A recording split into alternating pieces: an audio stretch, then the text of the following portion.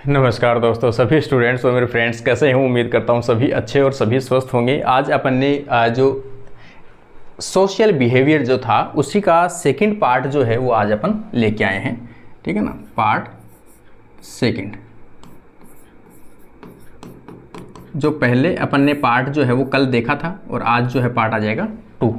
Social behaviour जो खास तौर से इथोलॉजी का जो सिलेबस है उसके अंदर मेंशन किया गया है। और ये जो आज अपन जो पढ़ने वाले टॉपिक है ये काफ़ी इंपॉर्टेंट है। इनमें से आपको क्वेश्चन फिक्स मिलता है। ठीक है ना, ये टॉपिक अगर किसी कैंडिडेट ने अच्छे से पढ़ा है, समझा है, जो मैं चीज़ें बता रहा हूँ वो अगर आप लोगों को समझ में आ रही है, दैट मीन्स आपका एक क्वेश्चन इस टॉपिक में से फिक्स हो जाएगा। ठीक है ना, तो आगे चलते हैं अपन social behaviour in honey B.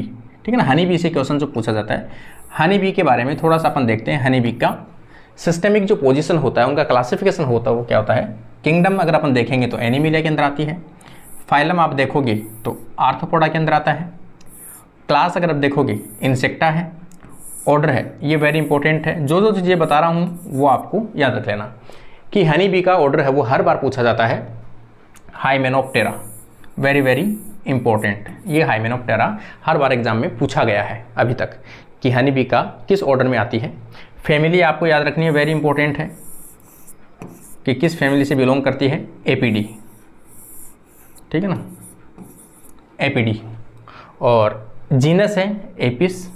और अपन जिस स्पीसीज को पढ़ रहे हैं जो नॉर्मली पाई जाती है, मेलिफेरा। ठीक है ना, एपिस मेलिफेरा। आगे अपन देखेंगे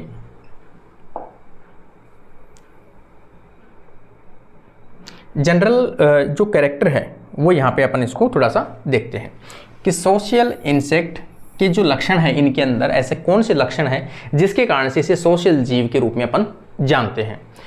पॉपुलेशन डेंसिटी, पहली चीज़ तो ये है कि ये एक पॉपुलेशन डेंसिटी मतलब हाई डेंसिटी रखते हैं। बहुत सारे मेंबर होते हैं जो एक साथ में ग्रुप में रहते हैं और कॉलोनी बना के रहते हैं और अधिक संख्या में इस कॉलोनी के अंदर मेंबर जो है वो प्रेजेंट होते हैं। इसलिए कैसे हैं ये सोशल जीव होते हैं। सभी सदस्य सिंगल फीमेल से पैदा प्रोड्यूस्ड प्रोजेनी होते हैं। ठीक है ना, पहली चीज़ याद रखना, एक छत्ते में जो भी मेंबर होते हैं वो सभी कैसे होते हैं। एक सिंगल जो फीमेल या रानी है उसी के बच्चे से एक छत्ता है वो तैयार होता है। सभी सदस्य जेनेटिकली अप्रोक्सली या सिमिलर होते हैं। ठीक है ना, सिमिलर कैसे होंगे, सीधे से सभी भाई बहन हैं वो, तो कैसे होंगे आपस में, जेनेटिकली मोस्ट अप्रोप्रिएट सिमिलर होंगे वो जेनेटिकली। ये याद रखना भाई, जो टर्म्स इंपॉर्टेंट बता रहा हूँ ये याद रख लेना। सभी सदस्य जो होते हैं वो जेनेटिकली कैसे होते हैं, सिमिलर होते हैं। इनमें निम्न श्रेणी कैटेगरीज पाई जाती है, मतलब अलग अलग फंक्शन के अकॉर्डिंग इनकी जो कुछ कैटेगरीज है वो पाई जाती है। जैसे वर्कर, कुछ इनमें से काम करने वाले होते हैं, श्रमिक होते हैं। क्या होते हैं, श्रमिक होते हैं, काम करने वाले होते हैं। कुछ ड्रोन होते हैं। ड्रोन का मतलब जो होते हैं ये मेल होते हैं। वर्कर जो मोस्टली होते हैं ये सभी कैसे होते हैं, फीमेल होते हैं। ठीक है, आगे अपन देखेंगे तीसरा जो कैंडिडेट होता है वो होता है फीमेल, फर्टाइल फीमेल जिसे कह सकते हैं। तो ये कौन सी होगी, इनकी रानी होगी। ठीक है ना, एक छत्ते में केवल एक ही रानी जो है वो रहती है। और फीमेल जो होती है ये कैसे होती है, फर्टाइल फीमेल जो है वो किस में कन्वर्ट होती है, एक क्वीन के रूप में होती है। जो नॉर्मल जो वर्कर क्वीन है, वर्कर जो फीमेल है, ये कैसे होते हैं, मोस्टली स्टेराइल होते हैं।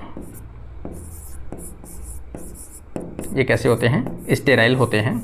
और इनकी साइज भी जो होती है वो कैसी होती है, स्मॉल होती है। जबकि जो रानी है या क्वीन है इसकी साइज कैसी होती है, लार्ज। ये आकृति में कैसे होते हैं, बड़े होते हैं। ठीक है ना, आगे अपन देखेंगे ये नाल, घोंसला, छाता, फूड स्टोरेज, एग की सुरक्षा आदि करते हैं। तो ये भी क्या है, एक सोशल सामाजिक जीव के ही करेक्टर हैं कि ये आपस में कोई भी छोटे छोटे नाल जो है छत्ते के अंदर वो बना के रहते हैं, या घोंसला टाइप का छत्ता ही होता है इनका तो। और उसके अंदर क्या करते हैं, फूड भी स्टोरेज करते हैं अपने इन फ्यूचर के लिए, खाने के लिए।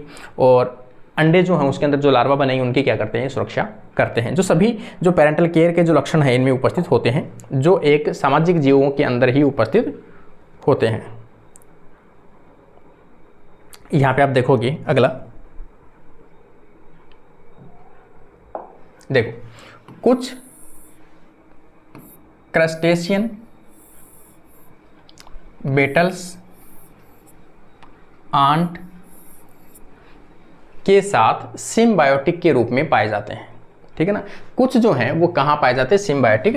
क्रस्टेशियन जो भी हैं, बीटल्स हैं और आंट हैं, उनके साथ में क्या रहते हैं, सह संबंध बनाकर रहते हैं, सिम्बायोटिक एसोसिएशन के साथ में भी पाए जाते हैं। एडल्ट इंसेक्ट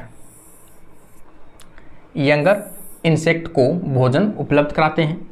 जो बड़े होते हैं वो क्या करते हैं, अपने छोटे जो बच्चे हैं, भाई बहन हैं, उनको क्या देते हैं, भोजन प्रोवाइड कराते हैं जब तक उनमें मोल्टिंग ना होए, मतलब लार्वा जो है वो एडल्ट में कन्वर्ट ना हो जाए, तब तक उसको बड़े जो हैं वो सब क्या देते हैं, भोजन देते हैं।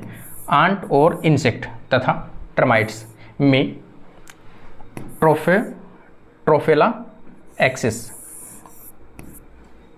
ट्रोफेलैक्सिस जो है वो पाया जाता है। एक सदस्य दूसरे सदस्य तक भोजन पदार्थ या तरल पदार्थों को माउथ टू माउथ या माउथ टू एनस पहुंचाया जाता है। ये एग्जाम में आ चुका है भाई एक बार शायद, है ना। ये वेरी वेरी इंपॉर्टेंट कर लेना भाई, ये इंपॉर्टेंट कर लेना। ट्रोफालैक्सिस किसे कहते हैं, ट्रोफालैक्सिस किसे कहते हैं, कोई भी जो इंसेक्ट होते हैं वो इंसेक्ट आपस में क्या करते हैं, जो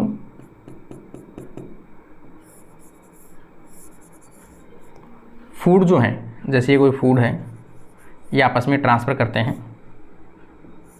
इस प्रकार से।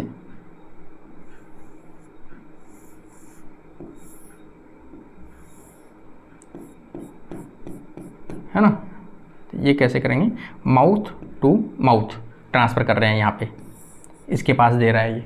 तो ये हो सकता है यहाँ पे जैसे कोई दूसरा है, यहाँ पे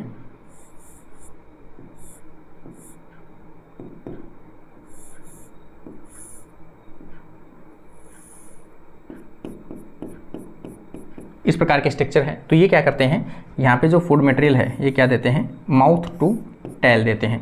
इस प्रकार से फूड मटेरियल का जो ट्रांसफ़र है माउथ टू माउथ और माउथ टू एनएस, इस प्रोसेस को अपन क्या कहते हैं, ट्रोफेलेक्स के नाम से जानते हैं, जो खास तौर से इनके अंदर देखने को मिलता है। लेकिन ये वेरी इंपॉर्टेंट है, ये टर्म याद रख लेना। टर्माइट्स में और इंसेक्ट और आंट्स इनमें मोस्टली देखने को मिलता है। सभी जो कीड़े मकोड़े हैं ये इस प्रकार से अपना भोजन है वो ट्रांसफ़र करते हैं। यहाँ पे देखोगे आप, स्वयं की सुरक्षा के लिए अंग पाया जाता है। ये क्या करते हैं, अपनी प्रोटेक्शन करने के लिए इनके अंदर अंग पाया जाता है, जैसे खास तौर से डंक, जिसे अपन स्टिंग कहते हैं, है ना। डंक पाया जाता है इनके अंदर, चाहे वो आंट हो, वास्प हो या बीज, सभी के अंदर अपनी सुरक्षा के लिए डंक पाया जाता है। हनी बी की पॉपुलेशन बड़ी हो जाने पर, जैसे पॉपुलेशन बड़ी होगी किसी छत्ते के अंदर, तो उपाय होता है उसमें, ये क्या करते हैं, अपना उपाय खोजते हैं कि यदि बड़ा छाता हो गया है, बड़ी पॉपुलेशन हो गई है, तो कैसे किया जाए, क्या किया जाए, कैसे मैनेज किया जाए, तो उसका उपाय ये सोचते हैं और क्या करते हैं ये। ठीक है ना। जैसे ड्रोन्स को छाते से बाहर फेंकना। जो मेल होते हैं, ड्रोन्स होते हैं, उनको क्या किया जाता है, छत्ता बड़ा हो गया, पॉपुलेशन बढ़ गई, तो सबसे पहले ड्रोन्स को फेंका जाएगा। ठीक है ना। कुछ ड्रोन्स क्वीन तथा वर्कर के साथ वंदन नृत्य, है ना, वंदन नृत्य जो होता है स्वार्मिंग करता है तथा नया स्थान तलाशता है, छाता का निर्माण करता है, भोजन सर्च करता है। ठीक है ना। तो ये जो है ना किसी के साथ में उड़ना, ड्रोन जो होते हैं वो रानी और वर्कर के साथ में उड़ते हैं और कौन सा नृत्य करते हैं, यहाँ पर स्वार्मिंग करते हैं, या ये जो वर्णन है ना, वृंदन नृत्य है, ये करते हैं। तथा क्या करते हैं, अपना स्थान ढूंढते हैं, कहाँ पे जाके एक नया छत्ता डालेंगे अपन, कहाँ कौन छत्ता कहाँ डालते हैं, जहाँ पे आसपास में इनको लगता है फ्लावरिंग की संख्या ज़्यादा है, फ्लावर वाले प्लांट्स ज़्यादा हैं, सरसों के प्लांट्स ज़्यादा हैं, जहाँ इनको मकरंद मिल सके, नेक्टर्स मिल सके, वहाँ पे जाके अपना स्थान ढूंढते हैं। ड्रोन्स तथा क्वीन, ये ड्रोन और जो क्वीन होती है ये दोनों क्या करते हैं, उड़ते हैं दोनों साथ में। उस फ्लाइट को क्या कहते हैं, कामद उड़ान के नाम से जानते हैं। ठीक है ना, नोपिशियल फ्लाइट के नाम से जानते हैं। ठीक है ना। ड्रोन जो होते हैं वो नर होते हैं, क्वीन है वो मादा है। तो इसके साथ में जब दोनों हवा में उड़ेंगे, निषेचन करने के लिए उड़ते हैं ओवरऑल ये, और उस उड़ान को अपन क्या कहते हैं, नोपिशियल फ्लाइट के नाम से जानते हैं। Very very important. ठीक है ना। आगे आप देखोगे, जैसे मेटिंग जनन करते हैं उड़ते हुए। फीमेल मेटिंग या प्रेग्नेंट होने के बाद में छत्ते में आ जाती है ना। जो क्वीन है वो प्रेग्नेंट हो गई ड्रोन से और क्या आ गई, वो छत्ते के अंदर आ गई। अब छत्ते में जब वो आई है रानी, तो उसकी सेवा में सभी वर्कर काम करते हैं।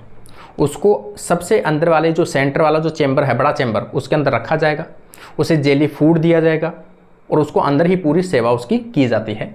छत्ते में आ जाती है तथा ड्रोन नर मर जाते हैं, है ना। ड्रोन जो होते हैं वो क्या हो जाते हैं, मर जाते हैं निषेचन के बाद में। ओल्ड हीव्ज या बी हीव्ज, छाते में रानी क्वीन की एब्सेंस में वर्कर लार्वा को भोजन देकर तैयार कर देते हैं। जैसे मान लो सपोज कोई छत्ता है, उस छाते के अंदर क्वीन नहीं है और वहाँ पर लार्वा बहुत सारे हैं, तो उनमें से कोई एक वर्कर मैंने आपको पहले भी बताया, वर्कर क्या होती है, फीमेल होती है। तो किसी एक वर्कर को अच्छे से खाना दिया जाता है, जेली फूड दिया जाता है और उसे किस में कन्वर्ट कर दिया जाता है, रानी के अंदर। क्योंकि ज़्यादा जिसको खाना मिलेगा वो क्या होगा, साइज़ के अंदर बड़ी हो जाएगी और वो जो रानी है उसका स्थान ले लेगी। अधिक रानी एक छत्ते में होने पर उनके बीच में क्या होती है, फाइट होती है, रह ही नहीं सकती पहली बात तो। तथा जो रानी जीतती है वो छाते में रहती है और दूसरे को वहाँ से स्थान छोड़ना पड़ेगा। इनमें कम्युनिकेशन, जो आपस में एक दूसरे से संपर्क करते हैं, तो संपर्क किसके द्वारा होता है, फिरोमोन्स के द्वारा इनके बीच में क्या पाया जाता है, संपर्क पाया जाता है। इनमें पेरेंटल केयर वर्कर के द्वारा की जाती है। कई बार क्वेश्चन पूछा जाए अगर आपसे ये कि जो हनी बी है, इनमें जो पेरेंटल केयर जो किया जाता है, बच्चों की सुरक्षा की जाती है, उनको भोजन प्रोवाइड कराया जाता है, ये पूरा काम कौन करता है, तो वर्कर के द्वारा किया जाता है।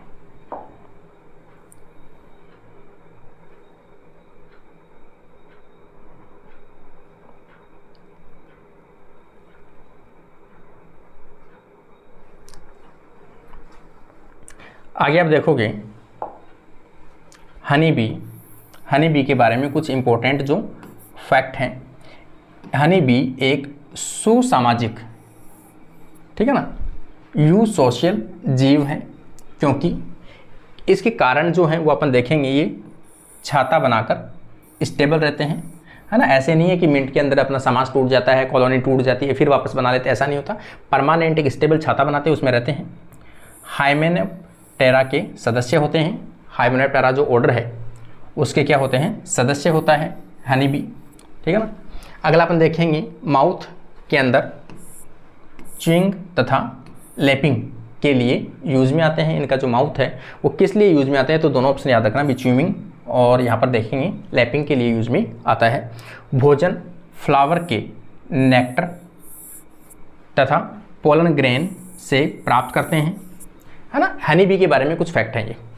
इनकी लगभग जो 5 स्पीसीज प्रजातियां हैं वो कॉमन देखने को मिलती है। ये स्पीसीज आपको याद रखना, 5 स्पीसीज जो है वो पाई जाती है। कौन सी, एपीज डोरसेटा, जिसे रोक बी के नाम से जानते हैं। ये जो टर्म मैं आपको बता रहा हूँ ये वेरी वेरी इंपॉर्टेंट है, ठीक है ना। इनके उपनाम जो है ये वेरी इंपॉर्टेंट है, ठीक है। कई बार एग्जाम में पूछे जाते हैं, इनके उपनाम से पूछा जाता है। तो यहाँ पर रोक जो बी है वो किस नाम से जानते हैं, एपीज डोरसाटा। एपीज डोरसाटा को किस नाम से जानते हैं, रोक बी के नाम से जानते हैं, पहाड़ी मक्खी के नाम से जानते हैं। एपिस फ्लोरिया को लिटिल बी के नाम से जानते हैं, छोटी मक्खी के नाम से जानते हैं। एपिस इंडिका को इंडियन बी, भारतीय मक्खी के नाम से, भारतीय मधुमक्खी के नाम से जानते हैं। ये तो नाम से भी हो जाएगा एपिस इंडिका, लेकिन जो फ्लोरा है वो सबसे छोटी मक्खी जो है वो वाली है। यहाँ पे देखेंगे अपन एपिज मेलिफेरा, जिसके रेफरेंस में अपन पढ़ रहे हैं, ये यूरोपियन बी है। इसका क्या नाम है, यूरोपियन बी। तो यूरोपियन बी कौन सी होती है, मेलिफेरा, जिसमें अब दो जो हैं, एक तो एपिस इंडिका और एक है मेलिफेरा, दोनों ही, है ना, इंडियन बी और यूरोपियन बी दोनों का यूज में आती है। कहाँ पे यूज में आती है, शहद बनाने के लिए एपीकल्चर किया जाता है इनका, ठीक है। मधुमक्खी का जो पालन होता है शहद प्रोडक्शन करने के लिए, मधुमक्खी पालन क्या कहलाता है, इंग्लिश के अंदर एपीकल्चर कहते हैं। एपीकल्चर में पूछा जाता है क्वेश्चन कि एपीकल्चर के लिए सबसे बेस्ट मधुमक्खी कौन सी होती है, जिनका सबसे अधिक एपीकल्चर किया जाता है फार्मों के अंदर, उसे कहते हैं। इंडियन बी है एक तो, और एक यूरोपियन बी है। वैसे पूछा जाए तो एपिस इंडिका है और एपिस मेलिफेरा है, बोथ आर बेस्ट। अगली है एपिस एडमसोनी, कौन सी है, एडमसोनी, है ना। ये है अफ्रीकन बी, ये कैसी होती है? अफ्रीकन बी होती है इसका नाम। तो ये याद रखना, ये कई बार क्वेश्चन में पूछा जा चुका है ना, रॉक्स बी के नाम से, तो ये आपको थोड़ा सा इसका याद रख लेना है। अगला अपन देखेंगे नोट एपिस डोरसाटा। डोरसाटा जो अभी भी मैंने बताया था आपको कि जो रोक बी के नाम से, पहाड़ी मक्खी के नाम से जाना जाता है, सबसे बड़ी मक्खी होती है। क्या होती है ये? सबसे बड़ी मक्खी होती है ये, ठीक है ना। ये हो सकता है गलत हो 20 mm, लेकिन सबसे बड़ी मक्खी होती है, इतना याद रख लेना। एपिस फ्लोरा जो है, जिसे लिटिल मक्खी के नाम से जाना जाता है, ये सबसे छोटी मक्खी होती है। Both are very very important term, याद रख लेना। हनी बी के सोशल ऑर्गेनाइजेशन 3 प्रकार से पाए जाते हैं। 3 प्रकार से सोशल ऑर्गेनाइजेशन पाए जाते हैं, या किस प्रकार के इनके अंदर सोशल वर्कर या सोशल ऑर्गेनाइजेशन होता है, कौन सा स्तर होता है, कौन से वर्क का, कार्य का विभाजन होता है, उनके आधार पर इनमें 3 सदस्य पाए जाते हैं, जो अपन पहले पढ़ चुके हैं। देखो, पहला जो सदस्य है वो कौन सा होता है? श्रमिक होता है। और श्रमिक को अपन सभी जानते हैं, मैंने अभी भी बताया था, पहला जो होता है वो वर्कर है। सबसे इंपॉर्टेंट जो होता है इसमें वर्कर होता है श्रमिक। श्रमिक जो होती है वो क्या होती है? फीमेल होती है। खास तौर से अपन कह सकते हैं बंधे मादा होती है, ठीक है ना। होती तो मादा, लेकिन बंधे माता होती है, स्टेराइल फीमेल होती है। इनकी संख्या 90% होती है। किसी भी छत्ते में सबसे अधिक संख्या जो होती है वो किसकी होती है? वर्कर की होती है। कितनी? 90% के आसपास। ये साइज में कैसे होते हैं? काफ़ी छोटे होते हैं, इनको भोजन कम मिलता है। जबकि रानी जो होती है वो भी फीमेल है, लेकिन वो बड़ी होती है क्योंकि उसको भोजन ज़्यादा मिलता है, ठीक है ना। ये क्या होते हैं? साइज में छोटे होते हैं। ब्राउन ब्लैक कलर के होते हैं, इनका कलर जो होता है ब्राउन ब्लैक कलर होते हैं। ये कैसे होते हैं भाई? बंधे प्रकार के होते हैं, स्टेराइल मादा होती है ना। ये टर्म वेरी वेरी इंपॉर्टेंट है, याद रखना भी। वर्कर जो डिप्लॉयड होती है ना, ये भी याद रखना, वेरी वेरी इंपॉर्टेंट है कि जो वर्कर होती है ना, वर्कर जो होते हैं वो पहली बात तो मादा होते हैं, और वो मादा भी कैसे होते हैं? बंधे होते हैं और डिप्लॉयड होते हैं, द्विगुणित होते हैं।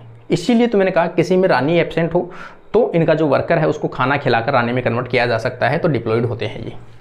बॉडी पर बने घने सूख ब्रिस्टल्स पाए जाते हैं, ठीक है। छोटे छोटे जो हेयर जैसी स्ट्रक्चर्स होती हैं, ब्रिस्टल पाए जाते हैं।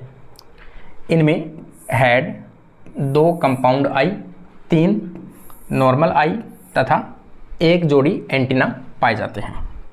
ये इनकी स्ट्रक्चर है। अग्रपाद जो हैं 4 लेग्स पर पोलन ब्रश पाए जाते हैं, क्योंकि पूरा जो वर्कर है पूरा काम क्या करते हैं? मतलब पोलन को खुरचने के लिए, पोलन को चिपका के लेके आने के लिए इनके अग्रपाद जो है उनके ऊपर पोलन ब्रश पाई जाती है। ये क्वेश्चन याद रख लेना भाई कि पोलन ब्रश जो है वो तीनों मेंबर में से किसके पाए जाते हैं? तो किसके पाए जाते हैं? वर्कर के पाए जाते हैं। वर्कर के कहाँ पाए जाते हैं? तो आप कहोगे अग्रपाद के ऊपर पाए जाते हैं। इनके ऊपर इनके ये जो वर्कर हैं इनके पास आई ब्रश भी होते हैं और एंटीना भी होते हैं। एंटीना क्लीनर, एंटीना को साफ करने वाले एंटीना क्लीनर भी होते हैं। आगे अपन देखेंगे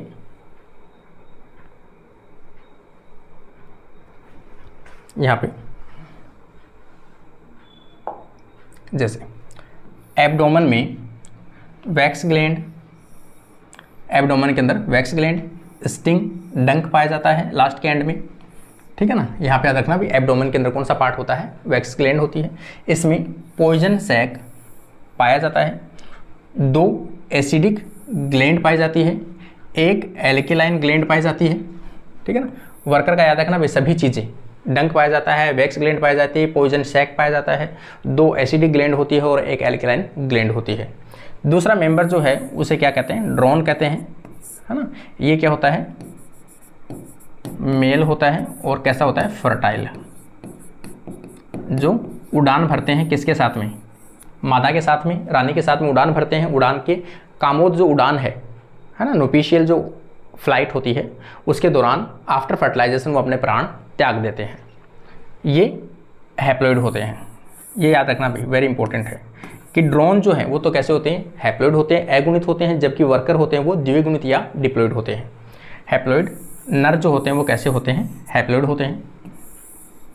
और याद रखना नर जो हैप्लॉइड होंगे तो इनमें जब शुक्राणु बनेंगे, या फिर अपन कह सकते हैं जब मेल गेमिट बनेंगे, मेल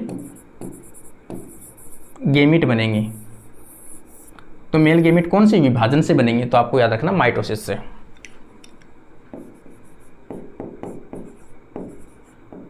है ना। मधुमक्खी में नर जो होता है, नर के अंदर जो मेल गेमिट या शुक्राणु बनते हैं वो कौन से विभाजन से बनते हैं, तो याद रखना आपको समसूत्री विभाजन से बनते हैं।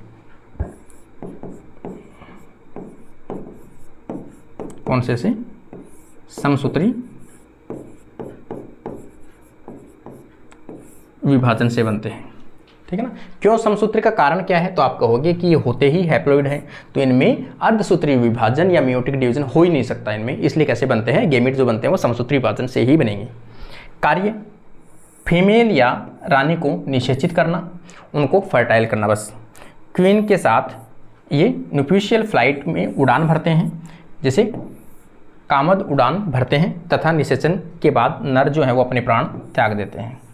ये इसके बारे में कुछ इंपॉर्टेंट फैक्ट है।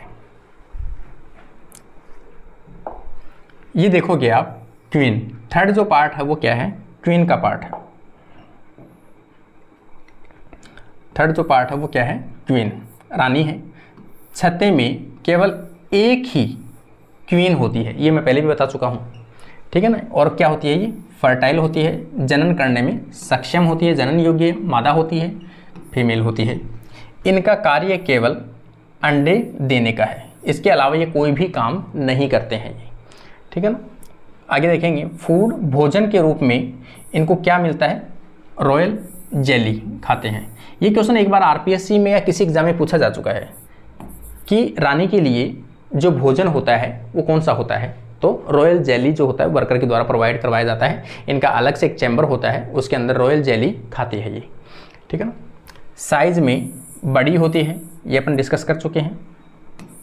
आगे ये थोड़ा सा ना, इसमें ये थोड़ा हो सकता है ऊपर नीचे हो। इनमें वैक्स ग्लैंड जो हैं वो पाए जाते हैं, जो वर्कर में भी पाए जाते हैं। पोलन ब्रश जो है वो भी पाए जाते हैं, हाँ, लेकिन अभाव होता है इनमें ना, जो वर्कर का करेक्टर था ये, तो वर्कर के अंदर वैक्स ग्लैंड पाई जाती है, पोलन ब्रश पाई जाती है, लेकिन इसके अंदर एब्सेंट होती है। रानी के अंदर ये एब्सेंट होती है। क्यों एब्सेंट होती है, क्योंकि इनका काम ही नहीं है, रानी कुछ करती ही नहीं है। रानी का काम सिर्फ इतना सा है, रानी क्या करती है, फर्टाइल होती है, निषेचित होती है, निषेचन होने के बाद में क्या करती है, अंडे देती है, और अंदर पड़ी पड़ी क्या खाती है, वो रॉयल जेली जो है वो खाती रहती है, और उसका कोई काम नहीं होता है। आगे अपन देखेंगे लाइफ साइकिल, ठीक है ना। किसकी लाइफ साइकिल देख रहे हैं अपन, तो यहाँ पर जो मधुमक्खी है ना, हनी बी है, उसकी लाइफ साइकिल अगर आप देखोगे तो किस प्रकार की होगी।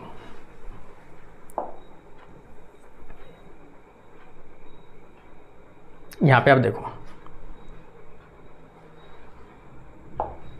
निषेचन के 3 दिन बाद मादा या रानी जो होती है वो क्या देती है, अंडे देती है, ठीक है ना। निषेचन हुआ, निषेचन के कितने दिन बाद अंडे देती है, 3 दिन बाद अंडे देती है। मेल चैम्बर में अनिषेचित अंडे देते हैं, मतलब कुछ अंडे ऐसे होते हैं जो फर्टाइल नहीं होते हैं, वो क्या कहलाते हैं, अनफर्टिलाइज्ड एग होते हैं। जैसे मान लो कि अपन ये कहें कि ये चैम्बर है इनके,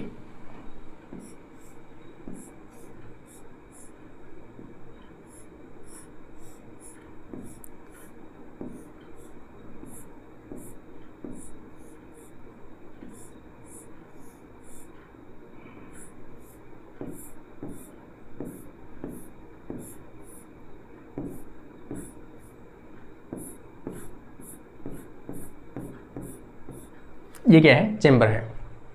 सपोज अपन ये कहें कि ये क्या है, मेल चैम्बर है, इसमें मेल जो बच्चे हैं वो रहेंगे, ड्रोन रहेंगे, तो उनमें कौन से अंडे देगी, जो अनफर्टिलाइज्ड एग रह गए हैं वो देंगे। और अनफर्टिलाइज्ड एग है तो सीधी सी बात है, ये कैसे, अनिषेचित अंडे होते हैं, अनफर्टिलाइज्ड। और अनफर्टिलाइज्ड एग होते हैं तो सीधी सी बात है, एग कैसे होते हैं, एग तो हैप्लॉइड होते हैं। और जब ये कन्वर्ट होंगे, मेच्योर होंगे, और क्या बनाएंगे, ड्रोन बनाएंगे, तो ड्रोन भी कैसे होंगे, हैप्लॉइड होंगे। इसलिए जो नर होते हैं या जो ड्रोन होते हैं वो अनफर्टिलाइज्ड एग से बने हुए होते हैं, ये आपको याद रख लेना है। वर्कर तथा क्वीन, ये दोनों ही कैसे होते हैं? डिप्लॉयड होते हैं। वर्कर भी डिप्लॉयड है और क्वीन भी डिप्लॉयड होते हैं। तो ये वर्कर तथा क्वीन चेंबर में फर्टिलाइज्ड एग देती है ना। ये भी फर्टिलाइज्ड एग है, ये भी फर्टिलाइज्ड एग है। यहाँ पर देखेंगे पर डे लगभग 1000 अंडे के आसपास में एक जो रानी है वो देती है तथा लाइफ टाइम में लगभग 10 लाख के आसपास अंडे प्रोड्यूस करती है। 3 दिन बाद अंडे जो हैं उनका क्या होगा? विस्फोटन होगा, हैचिंग होगी तथा लार्वा जो है, लार्वा या ग्रब जो है वो क्या है? निकलते हैं। ठीक है ना।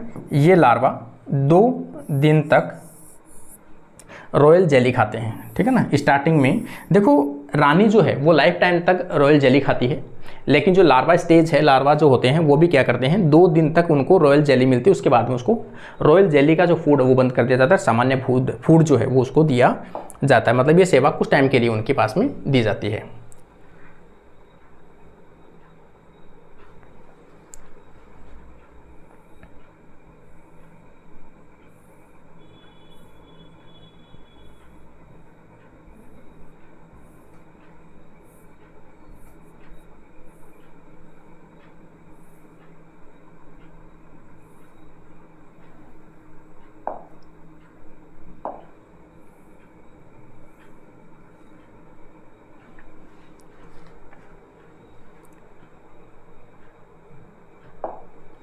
यहाँ पे देखेंगे तीसरे दिन बी ब्रीड फूड खाते हैं। 2 दिन तक तो रॉयल जेली मिलती है उनको और तीसरे दिन के बाद में ब्रीड फूड जो है वो मिलती है क्वीन लार्वा।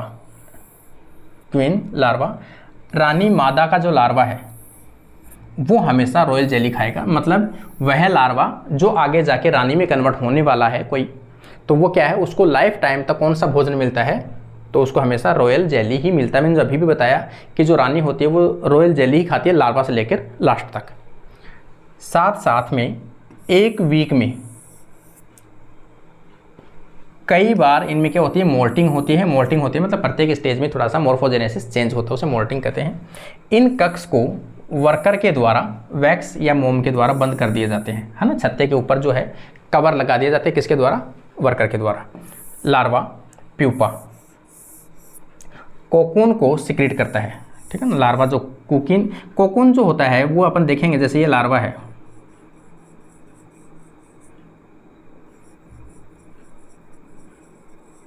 ये क्या है? लार्वा है। और ये चारों तरफ क्या रिलीज करेगा? तो यहाँ पे आप देखोगे तो ये रिलीज करेगा कुछ इस प्रकार से, जो फाइबर्स हैं वो रिलीज करते हैं, उसे क्या कहते हैं? और ये जो स्ट्रक्चर बनती है इसे अपन क्या कहते हैं? कोकून कहते हैं। ठीक है। यहाँ पे कोकून को सिक्रीट करते हैं तथा इनमें मेटामॉर्फोसिस कायांतरण होता है तथा बी या मक्खी का विकास होता है, जो कोकून को तोड़कर बाहर या कोकून को काटकर क्या होते हैं? बाहर निकल जाते हैं और मुक्त हो जाते हैं। अंडों के विकास या परिवर्धन में लगा समय। क्वीन का जो अंडा है उसमें लगभग 16 दिन लगते हैं मैच्योर होने में। ड्रोन अंडे को 24 दिन लगते हैं और वर्कर जो अंडा है उसको 21 दिन लगते हैं। ये भी याद रखना, मैच्योरेशन जो टाइम पीरियड है, इनके डेवलपमेंट, इनके विकास में लगभग कितना समय लगता है? तो क्वीन को बनने में 16 दिन लगता है क्योंकि उसको भोजन अच्छा मिलता है, इसलिए वो जल्दी मैच्योर होती है। ड्रोन को 24 दिन लगते हैं और वर्कर को 21 दिन लगते हैं। वर्कर को तो वैसे भी खाना कम दिया जाता है, इसलिए वो छोटे छोटे रह जाते हैं। इनका जीवन काल, लाइफ साइकिल जो है लगभग 3 से 5 साल के आसपास में किसकी होती है? ये क्वीन की लाइफ साइकिल है। ये क्वीन की लाइफ साइकिल कितनी होती है? 3 से 5 साल के आसपास होती है। अब क्वीन के बारे में क्वीन के हेड पर मैंडिबुलर ग्लैंड, कौन सी ग्लैंड है? मैंडिबुलर जो ग्लैंड है वो पाई जाती है। ये याद रख लेना भाई, क्वीन जो है उसके ऊपर मैंडिबुलर जो ग्लैंड है वो पाई जाती है, जो क्वीन सब्सटेंस स्रावित करती है। इसका जो पदार्थ निकलता है उसे क्या कहते हैं? क्वीन पदार्थ या क्वीन सब्सटेंस के नाम से जानते हैं।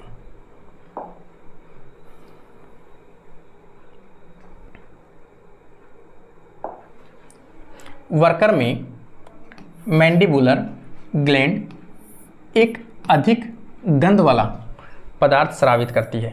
ठीक है ना। वर्कर जो है वो भी क्या है, फीमेल है। तो फीमेल वर्कर के अंदर भी क्या पाई जाती है, मैंडिबुलर ग्लैंड पाई जाती है, जो एक गंध युक्त पदार्थ क्या करता है, स्रावित करता है, ठीक है ना, जिसका नाम क्या है, 2-हेप्टेनोन, जो एक अलार्म फेरोमोन के रूप में काम करता है। ये जो है वो वेरी वेरी इंपॉर्टेंट है कि मधुमक्खी के अंदर वर्कर के द्वारा रिलीज किया गया अलार्म हार्मोन क्या होता है, अलार्म हार्मोन या अलार्म जो फेरोमोन्स है वो कौन सा केमिकल होता है, तो आपको याद रखना 2-हेप्टेनोन जो होता है वो अलार्म फेरोमोन्स है। सबसे बड़ी बात है, अलार्म हार्मोन जो है वर्कर के द्वारा किसके द्वारा रिलीज किया जाता है, तो मैंडिबुलर जो ग्लैंड है उसके द्वारा स्रावित किया जाता है, जो अलार्म मतलब अलर्ट करती है सभी को, किसी भी चीज़ के प्रति, प्रोटेक्शन के प्रति मान लो, फूड सर्चिंग के मामलों, हर किसी चीज़ के लिए अलार्म जो देती है वो कौन सी देती है, तो कौन सा फेरोमोन्स के रूप में काम करता है, तो 2-हेप्टेनोन जो है वो एक अलार्म फेरोमोन्स के रूप में काम करता है।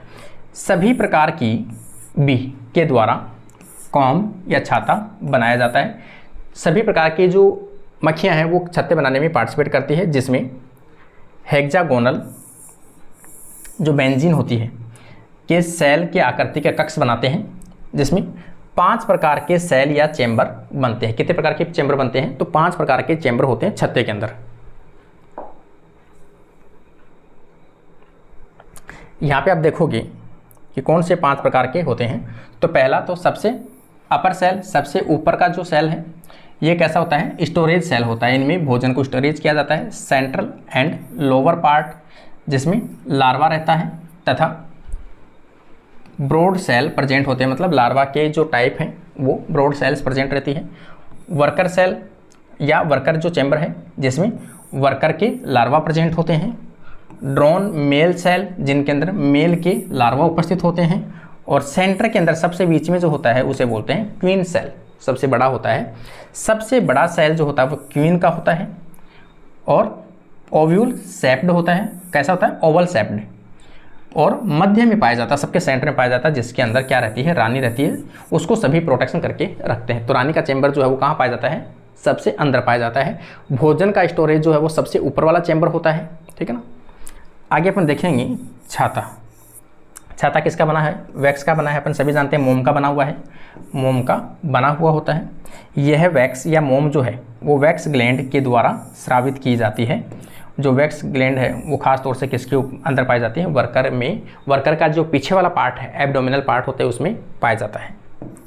एब्डोमिनल जो भाग है उसके अंदर वैक्स ग्लैंड पाई जाती है, उसके द्वारा स्रावित किया जाता है वैक्स, और उसके द्वारा छाता बनाया जाता है ना। और इसमें भी देखेंगे अपन, तो एब्डोमेन के कौन से भाग, एब्डोमेन के चौथा जो खंड है, चौथा जो सेगमेंट है उसके अंदर पाई जाती है कौन सी ग्लैंड, वैक्स ग्लैंड, या चौथे खंड में पाई जाती है।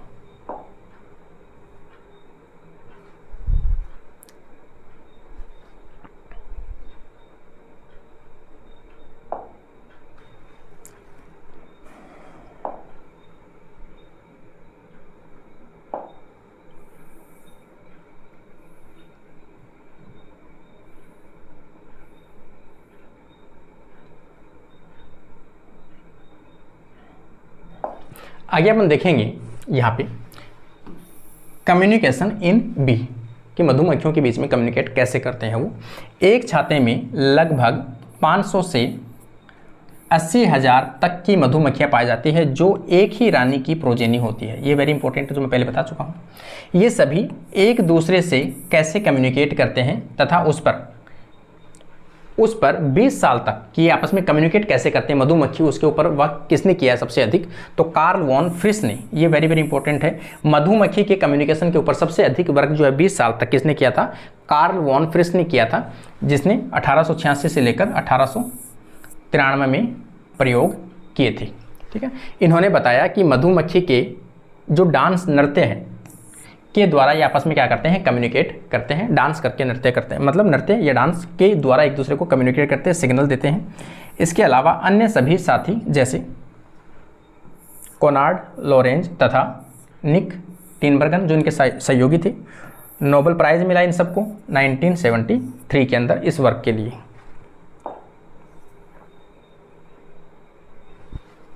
यहाँ पे अपन देखेंगे इन्होंने किसके ऊपर स्टडी की थी, तो एपिस मेलिफेरा के ऊपर अध्ययन किया था।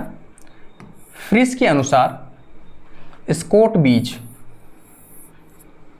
पोलन ग्रेन नेक्टर को सर्च करते हैं तथा यदि फूड 10 किलोमीटर के आसपास के एरिया में होता है तो वह एक राउंड में गति करती है, ठीक है ना, एक राउंड बनाती है तथा छत्ते में पुनः लौटने के लिए सभी सदस्य आपस में साइन या संकेतों का कम्युनिकेट करते हैं, मतलब सभी एक दूसरे को कम्युनिकेट करते हैं। कैसे कि 10 किलोमीटर के आसपास से फूड है तो एक छोटा सा राउंड टाइप का इस प्रकार से वो काट के और वापस चली जाएगी, ठीक है ना।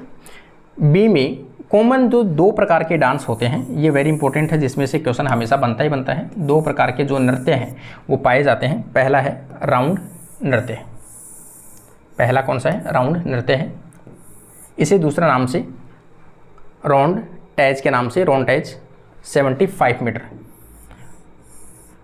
ठीक है ना, के आसपास में, मतलब 75 के आसपास या 100 के कम हो, ये मान सकते हैं, पर 75 के आसपास, 100 से कम मीटर के आसपास में यदि कोई फ्लावर या नेक्टर हो तो वो वापस से लौटकर वहाँ से उस छत्ते, उस चीज़ को देखकर, फ्लावर को देखकर अपने छत्ते के सामने आएगी और छत्ते के सामने खड़ी होकर क्या करेगी, नृत्य करेगी। कौन सा नृत्य करेगी, तो राउंड नृत्य करेगी वो।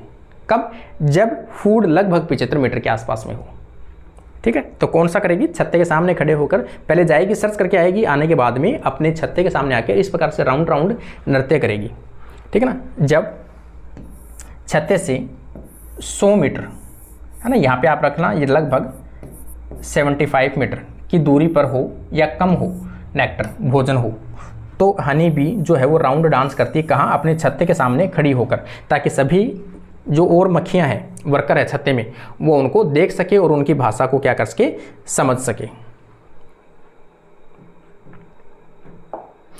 वर्कर अपने पूंछ या टैल भाग को नहीं हिलाते हैं। याद रखना भाई, जब ये राउंड डांस करते हैं तो अपने पूंछ वाले, जो पीछे वाला एब्डोमेन वाला पार्ट है, उसको हिलाते नहीं है। याद रखना, वर्कर जब है ये राउंड डांस करते हैं तो वो उस वक्त यदि 1 सेकंड में 9 से 10 साइकिल अगर वो चक्कर काटती है तो इसका मतलब फूड कितना है, 6 किलोमीटर, काफ़ी नज़दीक है। इसका मतलब उसके राउंड की जो स्पीड है उसके ऊपर डिपेंड करता है ना। चक्कर 6 राउंड काटता है, मतलब डिस्टेंस ज़्यादा है, 6 किलोमीटर के आसपास, है ना। तो ये ऐसे नृत्य करती है। यहाँ से स्टार्ट करी है इसने और यहाँ से होते हुए यहाँ जाएगी, यहाँ से होते हुए यहाँ जाएगी, यहाँ से ऐसे कर रही है और यहाँ से वापस राउंड बना लेगी इस प्रकार से। और ये आपके सामने है और यहाँ क्या है, इनका छाता है और छत्ते के सामने ये अपना प्रदर्शन कर रही है, अपना डांस कर रही है, राउंड डांस कर रही है। इसके कारण से ये मक्खियाँ हैं वो सभी इसको देख सके और समझ सके कि फूड है वो नज़दीक है, 75 मीटर के आसपास में क्या है, इनका फूड है, तो वो इसको नृत्य को देखकर समझ जाएगी। अगला अपन देखेंगे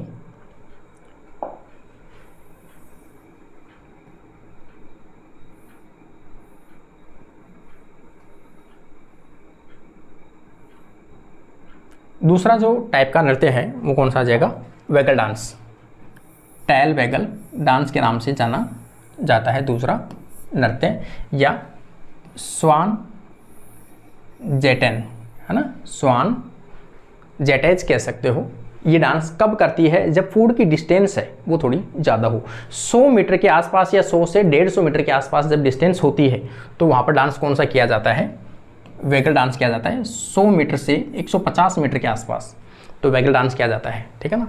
जब फूड छत्ते से अधिक दूरी पर हो, 100 मीटर से अधिक पर हो, तथा बी कौन सा डांस करती है, वैगल डांस करती है। वैगल डांस का मतलब पूंछ हिलाते हुए डांस करती है वो पीछे का, उसे कहते हैं वैगल डांस। और डांस करते हुए एक आकृति बनाते हैं, ये टैल भाग का हिलाते हुए डांस करते हैं ये, ठीक है ना। उसमें नहीं हिलती है लेकिन इसमें हिलती है। पूंछ को दाईं व बाईं ओर हिलाई जाती है तथा लगभग ये घूमकर एक 8 की आकृति बना लेते हैं। तो ये जो वैगल डांस है उसमें कैसी आकृति बनती है, 8 की जो आकृति है वो बनाते हैं ये, ठीक है ना। टैल रीजन को कितनी देर व कितनी बार हिला रही है उससे ये डिसाइड होता है कि फूड की डिस्टेंस कितनी है। वो मैंने अभी भी बताया आपको, पूंछ को कितनी स्पीड से वो लेफ्ट राइट हिला रही है उससे फूड की जो डिस्टेंस है वो तय होती है। वर्कर जब ये डांस करते हैं तो डांस एक्सिस तथा एब्डोमिनल के बीच का एंगल सूरज तथा फूड के बीच का 30 डिग्री होता है, ठीक है ना। तो इनका जो फूड और सूरज का जो एंगल है उसके बीच में कितना डिग्री का कोण बनता है, 30 डिग्री का कोण बनता है।